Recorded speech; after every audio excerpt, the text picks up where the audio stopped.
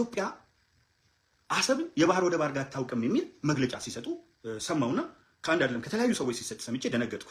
ምን አይነት ወይ አንብቡ ወይ እወቁ ወይ ዝም በሉ። እንዴት ሰው በሀገሩ ላይ የኛ አይደለም ብሎ ይከራከራል? በህግ ከፈለክ ሂድና ጉግል አድርገህ ስትፈልግ ቻት ጂፒቲ ስትፈልግ ኤአይ ተጠቀምና የተባበሩት መንግስታት ድርጅት ሪዞሉሽን 326ኛው 390 ንዑስ አንቀጽ 5 ኤናቢ ምን ይላል? ወደብ እንኳንና አሰብ ይቅርና ምጽዋ ኢትዮጵያ ነው። ትፈነዳ እንደሆነ አሳያለሁ። ምጽዋ ጭምርኛ ነው፣ አሰብ ብቻ አይደለም። ምጽዋ ጭምርኛ ነው። እደግመዋለሁ። 326ኛው የተባበሩት መንግስታት ድርጅት ሪዞሉሽን 390 ቪ ኤናቢ የኛ ወደብ ነው። ምንም የማይሻር ያልተሻረ አሁንም ያለ የተጻፈ ነው። ሁለተኛ ኢትዮጵያ ተጠቅማ አታውቅም ስትሉ የመጀመሪያው ዘፈርስ ሎካሊ ኖውን ስቴት ኢን ዘ ኢትዮጵያን ሂስትሪ እኔም እላችኋለሁ በድፍረት የፈለገ የታሪክ መምህር ይምጣና እንከራከር። እናንተም ነው ስትፈልግ ባለስልጣኑ ና እኔ ጋር አደባባይ ደመተ የሚል ስም የተገኘው ግዕዝ ያኔ ቮካላይዝ ስላልተደረገ ደመተ የሚለው በታሪክ ተመራማሪዎች ዳማት የተባለው ከአክሱም በፊት የነበረው የኢትዮጵያ መንግስት ይጠቀም የነበረው የአዱሊስ ወደብን ነው። አዱሊስ ወደብ ቤት ጋር ነው፣ ሀሁ ነው፣ ኤቢሲ ነው። ለአቅመ አቡጊዳ ለአቅመ መልእክተ ዮሐንስ አይበቃም። ከአክሱም በፊት አንደኛ ወደብ ነበር። አንድ በሉ።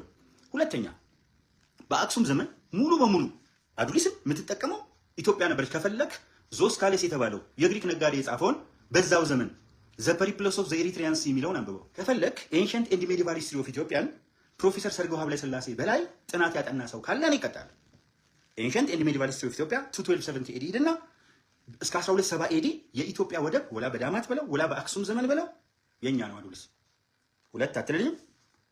ከዛ አንዱ ደረቱን ነፍቶ በሰሎሞናዊ ስርወ መንግስት ዘመን ሆኖ ያውቃሉ ይለኛል። አባክያ ከ1314 እስከ 1344 በንጉስ አምደ ጽዮን ዘመን ኤርትራ ላይ አምደ ጽዮን የሚሾማቸው ሰዎች የስልጣን ርዕሳቸው ማዕከለ ባህር የሚል ሆኖ ቀይ ባህር አካባቢ ሙሉ በሙሉ የኢትዮጵያ ነው። ትፈነዳ እንደሆነ ያለ አንብብ መጽሐፍ ቸርች ኤንድ ስቴት ፕሮፌሰር ታደሰ ታምራት ትልቁ በሜዲቫል ሂስትሪ ላይ ከቸርች ኤንድ ስቴት ከፕሮፌሰር ታደሰ ታምራት በላይ ሂስትሪ ጽፏል የምትል ከሆነ ወይ አንተ ማይም ነህ፣ ጠብደል ማይም፣ ወደል ማይም፣ ወይ ነኝ። ቸርች ኤንድ ስቴት ላይ ቁጭ ብሏል። ዛሬ ለፖለቲካ ርዕስ የተጻፈ ሳይሆን ድሮ የተጻፈ መጽሐፍ በማስረጃ በመረጃ ፏፍንትው ብሎ የተቀመጠ ነገር አለ። ስለዚህ እንደገና መጥተህ ከ1434 እስከ 1468 በአጼ ዘርዓ ያዕቆብ ዘመን የኢትዮጵያ ወደብ በሰሜን በኩል በተመሳሳይ ሁኔታ ቀይ ባህርን በሙሉ ያዘው አጼ ዘርዓ ያዕቆብ ናቸው። ከዛ ወያኔ መጣ። ወያኔ ሲመጣ የስብሐት ነጋ ዳይነስቲ መሆኑ በይፋ ተናግረዋል እነ ገብሩ አስራት ሌሎች። ስለዚህ ይሄ የወያኔ ዳይነስቲ ኢትዮጵያ ውስጥ ያለው የስብሐት ነጋ ዳይነስቲ የሽግግር መንግስት ነበረ። የሽግግር መንግስት አንድን ወደብ አንስቶ መስጠት ይችላል ወይ? የተባበሩት መንግስታት ድርጅትን ውሳኔ ሽሮ አንደኛ። ሁለተኛ በሽግግር መንግስት ውስጥ ያለው ምክር ቤት አልተወያየም። በአሰብ ወደብ ካቢኔው ጭምር አልተወያየም። አሳዩን፣ ኤቪደንስ አውጡና። አልተወያየም። እነ ስብሐት ነጋና እነ መለስ እንኩ ብለው ሰጧቸው። ስለዚህ 130 ሚሊዮን በላይ ህዝብ ቆልፉበት። ካርታውን ተመልከቱ። ጭንቅላት ካለን ካርታውን እንመልከት። እንዴት አድርጎ በ50 ኪሎ ሜትር በቀጭኑ በስሱ ልክ እንደ ቋንጣ ወስዶ ከጅቡቲ ጋር ያይዞ ኢትዮጵያ የባህር በር እንዳታገኝ ዘጉባት። 130 ሚሊዮን ህዝብ በዓለማችን ከፍተኛው ላንድ ሎክድ የሆነ ሀገር ይህ ነው።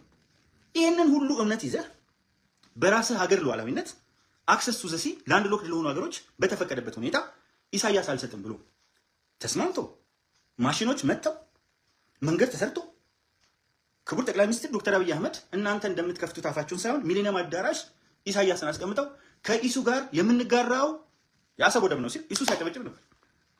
ይሄ ሁሉ እምነት ኖሮ አብረው ረጅም ጉዞ ከተጓዙ በኋላ በምቀኝነት በክፋት ምጽዋን የሚያክል ትልቅ መደብ ወደብ ይዞ ምንም ሳይጠቀምበት እዚህ ጋር እኛ 1 ሚሊዮን ከማይሞላውና ከኦሮሚያ 15 ጊዜ በሳይዝ ከምታንሰው ከጅቡቲ እየለመንን ወደብ ይዘን እንቀጥል ሲባል ሂስቶሪካል መሰረት እያለ አሁን አሳይቻችኋለሁ። እነ ምናምን የሚለፈልፉት አይደለም። እነ ባንዳ እነ ተለዋጭ ሂስቶሪካል መሰረት አለ። ሌጋል ቤዚስ አለ። ህጋዊ የሆነ የሄደበት መንገድ ህጋዊ አይደለም። ህጋዊ አይደለም። በጣም በርካታ የሆኑ መከራከሪያዎች እያሉ እንደ ኤርትራ እኮ የሃኒሽ ደሴቶች ይገባኛል ብላ የመንን ወራለች። ጎበዝ ዛሬ ምን ሞራል አላት?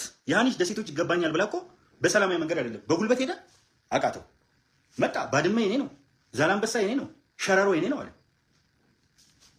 በጉልበት ባድመ ምናምን። ከዛ በኋላ ምን አደረገ? ያው የስብሐት ነጋ ዳይነስቲ ለእኛ ተወስኗል ብሎ አልጀርስ ላይ ድንበር ቆርሶ ሰጠ።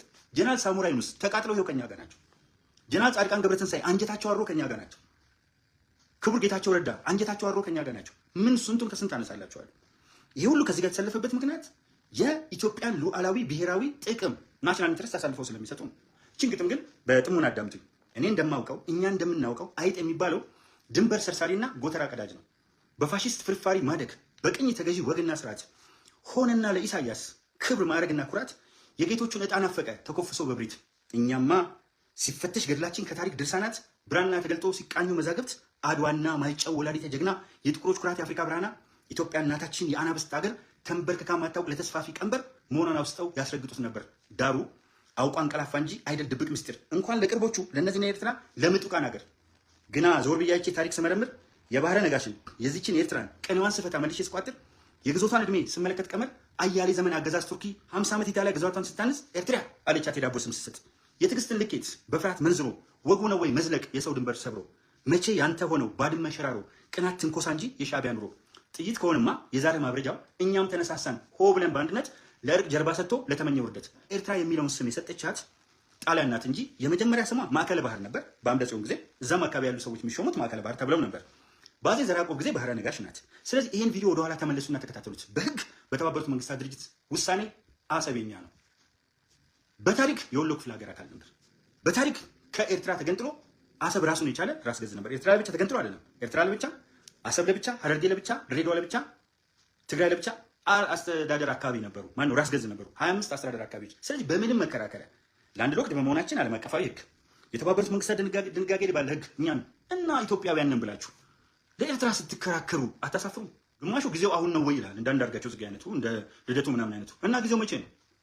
ጊዜው አንተ የሽግግር መንግስት ስትመሰርት ነው። በምናብ በቢሆን ዓለም የምትንጠራወዝበት የምትቅበዘበዝበት የሽግግር መንግስት የእናት ጡት ነው። የሽግግር መንግስት ኢትዮጵያ አላት። ምንም የፈለገ መንግስት አላት ኢትዮጵያ። በታሪክ ውስጥ በ6000 ዓመት ውስጥ ታይቶ የማይታወቅ መንግስት አላት ኢትዮጵያ። በኢኮኖሚ ከወደቀችበት ከዜሮ በታች ከሆነችበት በብሔራዊ ባንክ ብቻ ዛሬ መደግምላለሁ 900 ቢሊዮን ብር ዕዳ ከነበረበት አውጥቶ ወደ 10 ትሪሊዮን ገደማ ያው አይናገርም ማሉ አይነገርም ብር ያስቀመጠ ነው። ከኔጌቲቭ 900 ቢሊዮን በዶላር አዜብ መስፍን ብቻ ይበላችሁ 4 ቢሊዮን ዶላር አባዙልኝ።